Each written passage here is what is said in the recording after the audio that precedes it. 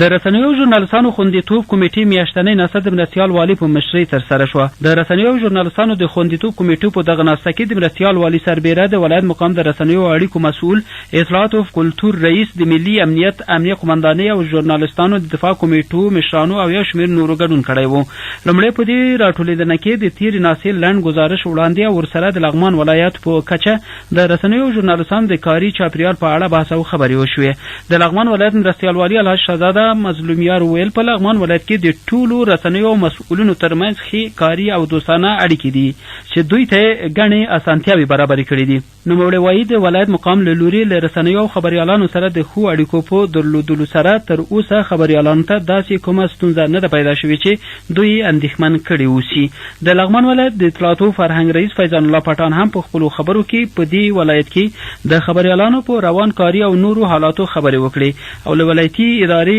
او له نورو اړوندو مسؤلینو څخه یې مننه وکړه چې له رسنیو سره ښې اړیکې وپاللې. هغه خبریالانو ته په بېلابېلو برخو کې د لا پاملرنې او د دایمي مسؤلیت غوښتنه وکړه چې د ولایتي ادارې د رهبرۍ له لوري ورته بشپړ ډاډ ورکړل شو. په یاده ناسته کې د ژورنالستانو د دفاع کمیټې مشر او د ملي امنیت استازي هم په بېلابېلو موضوعاتو خبرې وکړې او ژمنه یې وکړه چې دوی به رسنیو ژورنالستانو ته په ګڼو برخو کې سهولتونه برابروي. د رسنیو ژورنالستانو د خوندیتوب کمیټې میاشتنۍ ناسته چې د مرستیال والي الحاج شهزاده مظلومیار په مشرۍ ترسره کیږي، هغه په خپلو خبرو کې خوښي وښوده چې د دغه کمیټې په ایجاد سره د دې ولایت د رسنیو پر وړاندې هیڅ ستونزه نه ده راپیدا شوې.